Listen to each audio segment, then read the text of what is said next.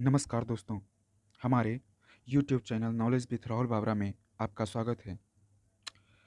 आज से हम यूपीएससी के साथ-साथ बीपीएससी द्वारा भी विगत 25 वर्षों में पूछे गए topic wise solved previous questions का अध्ययन शुरू करने जा रहे हैं।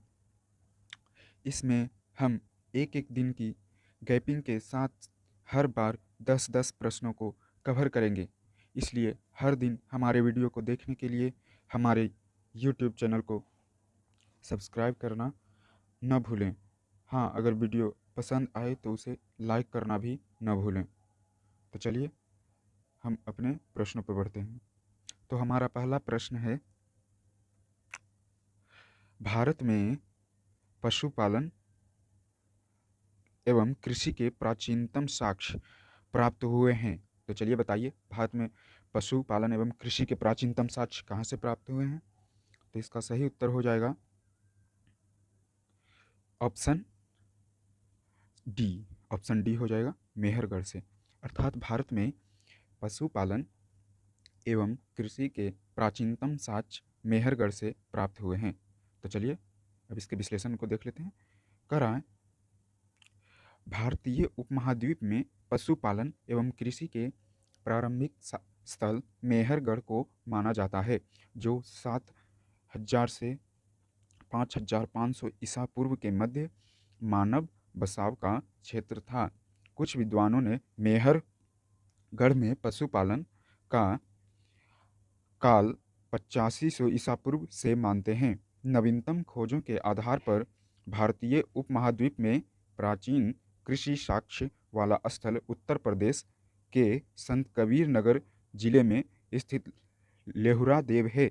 यहाँ से 7000 ईसा पूर्व से 9000 ईसा पूर्व के मध्य मानव के बसने का तथा निश्चित तौर पर 6400 ईसा पूर्व के चावल के साक्ष्य प्राप्त हुए हैं।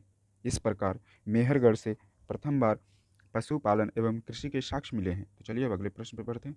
हमारा प्रश्न संख्या 2 कह रहा है, निम्नलिखित में से किसको कैल्कोलिथिक युग कहा जाता है? तो चलिए बताइए, कौन सा ऐसा युग है जिसे कैल्कोलिथिक युग के नाम से भी जाना जाता है? तो इसका सही उत्तर होगा ऑप्शन सी। ऑप्शन सी, ताम्रपाषाण युग। अर्थात ताम्रपाषाण युग को ही कैल्कोलिथिक युग के नाम से भी जाना जाता है। तो चलिए अब इसका विश्लेषण देख लेते हैं। कह रहा है, ताम्रपाषाण युग को कैल्कोलिथिक युग भी कहा जाता है। जिन संस्कृतियों में तांबे के औजारों के साथ साथ पत्थरों के बने हुए उपकरणों का प्रचलन मिलता है, उन्हें प्रायः ताम्रपाषाणिक संस्कृति कहा जाता है। तो चलिए इस प्रकार ताम्रपाषाण युग को ही कैल्कोलिथिक युग कहा जाता है। अब चलिए अगले प्रश्न पर बढ़ते हैं। तो हमारा अगला प्रश्न कह रहा है, हड़प्पा में मिट्टी के बर्तनों पर सामान्यतः किस रंग का उपयोग होता था? तो हड़प्पा के काल में जो बने मिट्टी के बर्तन होते थे, तो उस पर किस रंग का प्रयोग किया जाता था? चलिए बताइए। तो इसका सही उत्तर हो जाएगा ऑप्शन ए। ऑप्शन ए अर्थात लाल रंग। अर्थात हड़प्पा में मिट्टी के बर्तनों पर सामान्यतः लाल रंग का प्रयोग किया जाता था। चलिए अब इसका विश्लेषण देख लेते हैं। कह रहा है, हड़प्पा काल में मृदभांडों को बनाने वाली मिट्टी में रेत का मिश्रण किया जाता था, जिनको पकाने पर हल्के भूरे लाल रंग का रूप ग्रहण कर लेता था। इन मृदभांडों के ऊपरी हिस्सों में लाल रंग की पुताई कर दी जाती थी तथा निचले हिस्से में काले रंग से विभिन्न प्रकार की चित्रकारी की जाती थी। इस प्रकार हड़प्पा काल के मृदभांडों पर लाल रंग की पुताई की जाती थी। चलिए अब अगले प्रश्न पर बढ़ते हैं। प्रश्न संख्या 4 कह रहा है, सिंधु सभ्यता निम्नलिखित में से किस युग में पड़ता है? तो सिंधु सभ्यता किस युग की सभ्यता है? बताइए इसका सही उत्तर कौन सा होगा?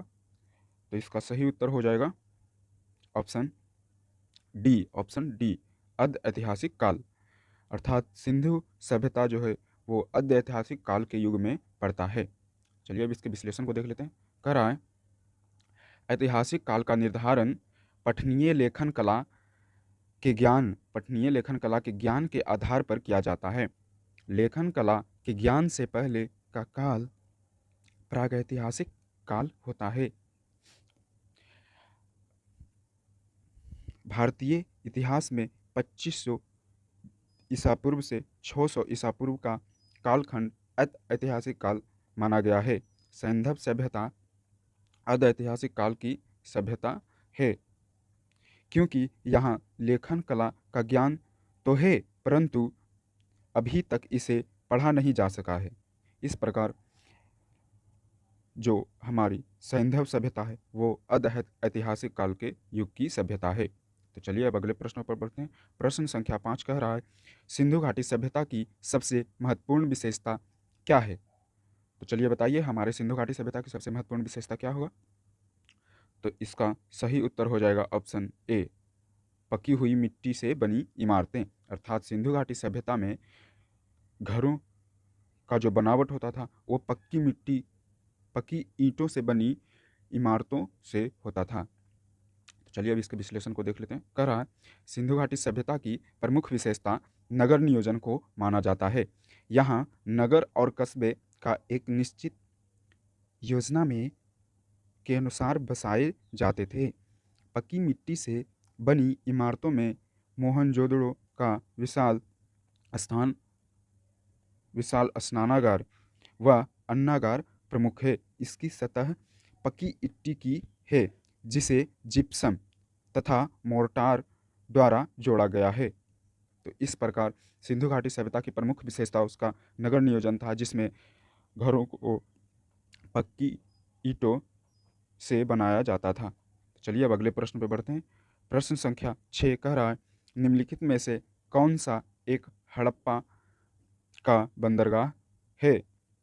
तो यह बहुत इजी प्रश्न है दोस्तों। चलिए बताइए इसका सही उत्तर क्या होगा? तो इसका सही उत्तर हो जाएगा ऑप्शन बी, लोथल। लोथल हड़प्पा का एक बंदरगाह है। चलिए अब इसके विश्लेषण को देख लेते हैं। कह रहा है, हड़प्पीय नगर लोथल गुजरात के अहमदाबाद जिले में भोगवा नदी के किनारे स्थित है। यहाँ की सर्वाधिक महत्वपूर्ण उपलब्धि हड़प्पाकालीन बंदरगाह है। इस प्रकार लोथल जो है वो हड़प्पाकालीन नगर का एक बंदरगाह हुआ करता था। चलिए अब अगले प्रश्नों पर बढ़ते हैं। प्रश्न संख्या 7 कह रहा है, निम्नलिखित में से किस हड़प्पाकालीन स्थल से टेराकोटा का हल प्राप्त हुआ है? तो चलिए बताइए, टेराकोटा का हल जो है वो किस स्थान से प्राप्त हुआ है? तो इस प्रकार इसका सही उत्तर हो जाएगा ऑप्शन बी, बनवाली। तो चलिए अब इसके अर्थात बनावली से हड़प्पाकालीन स्थल से टेराकोटा का हल प्राप्त हुआ है। चलिए अब अगले प्रश्नों पर बढ़ते हैं। तो प्रश्न संख्या 8 कह रहा है, निम्न में से किस हड़प्पा नगर में जुते हुए खेतों के निशान मिलते हैं? तो जुते हुए खेतों के निशान किस स्थल से मिलते हैं? चलिए बताइए, इसमें कौन सा ऑप्शन है, कौन सा स्थान है जहाँ से हड़प्पाकालीन स्थल के जुते हुए खेतों का निशान मिलता है? तो इसका सही उत्तर हो जाएगा ऑप्शन ए, कालीबंगा। अर्थात हड़प्पा नगर में कालीबंगा स्थान से जुते हुए खेतों के निशान मिले हैं। तो चलिए अब इसके विश्लेषण को देख लेते हैं। कह रहा है, प्रश्नगत हड़प्पा सभ्यता के स्थलों में से खंभात की खाड़ी के निकट स्थित लोथल से गोदीवाड़ा का साक्ष्य मिला है। राजस्थान के हनुमानगढ़ जिले में घग्गर नदी के किनारे स्थित कालीबंगा से जुते हुए खेतों के साक्ष्य मिले हैं। गुजरात के धौलावीरा से हड़प्पा लिपि के बड़े आकार के 10 प्रश्न चिन्हों वाला एक शिलालेख मिला है। हरियाणा के फतेहाबाद जिले में स्थित बनवाली से पकी मिट्टी के बनी हुई हल की प्रतिकृति मिली है। तो इस प्रकार इसका सही उत्तर होगा कालीबंगा, अर्थात कालीबंगा से जुते हुए खेतों के साक्ष्य मिले हैं। चलिए अब अगले प्रश्न पर बढ़ते हैं। प्रश्न संख्या 9 कह रहा है, निम्नलिखित में से कौन हड़प्पा और मोहनजोदड़ो के उत्खनन से संबंधित नहीं थे। तो चलिए बताइए इनमें से कौन से ऐसे व्यक्ति थे जो हड़प्पा और मोहनजोदड़ो के उत्खनन से संबंधित नहीं हैं। तो इसका सही उत्तर हो जाएगा option D, V.A. Smith. V.A. Smith वह व्यक्ति थे जो हड़प्पा और मोहनजोदड़ो के उत्खनन से संबंधित नहीं थे। चलिए अब इसके विश्लेषण को देख लेते हैं। कह रहा है वर्ष 1921 में दयाराम साहनी ने हड़प्पा का सर्वेक्षण किया। वर्ष 1926 से 27 एवं वर्ष 1933 से 34 में माधो स्वरूप वत्स हड़प्पा के उत्खनन कार्य से संबंधित रहे। मोहनजोदड़ो की खोज सर्वप्रथम 1922 ईसा पूर्व ईस्वी में राखलदास बनर्जी ने की। इसके पुरातात्विक महत्व की ओर ध्यान आकर्षित किया। इसके अतिरिक्त कुछ अन्य विद्वान K.N. दीक्षित, अर्नेस्ट मैके, R.L. Sting, A. Ghosh, J.P. Joshi आदि ने भी इस सभ्यता की खोज में महत्वपूर्ण योगदान दिया। अतः स्पष्ट है कि V.A. स्मिथ हड़प्पा सभ्यता की खोज से संबंधित नहीं है, बल्कि ये भारतविद कला इतिहासकार के रूप में प्रसिद्ध थे। अर्थात V.A. स्मिथ हड़प्पा और सिंधु सभ्यता से संबंधित न होकर वे कला और इतिहास के रूप में सुप्रसिद्ध हैं। चलिए अगले प्रश्नों पर बढ़ते हैं। हमारा अंतिम प्रश्न, प्रश्न संख्या 10 कह रहा है बोगज कोई का महत्व इसलिए है कि, अर्थात इस प्रश्न में बताना है कि बोगज कोई का महत्व किस लिए है। तो चलिए बताइए इसका कौन सा उत्तर सही होगा, अर्थात बोगज कोई का महत्व किस लिए है। तो इसका सही उत्तर हो जाएगा ऑप्शन ए। ऑप्शन ए, वहाँ जो अभिलेख प्राप्त हुए हैं उसमें वैदिक देवी एवं देवताओं का वर्णन मिलता है। अर्थात बोगज कोई का महत्व इसलिए है क्योंकि वहाँ से प्राप्त अभिलेखों में वैदिक देवी एवं देवताओं का वर्णन मिलता है। तो चलिए अब इसका विश्लेषण देख लेते हैं।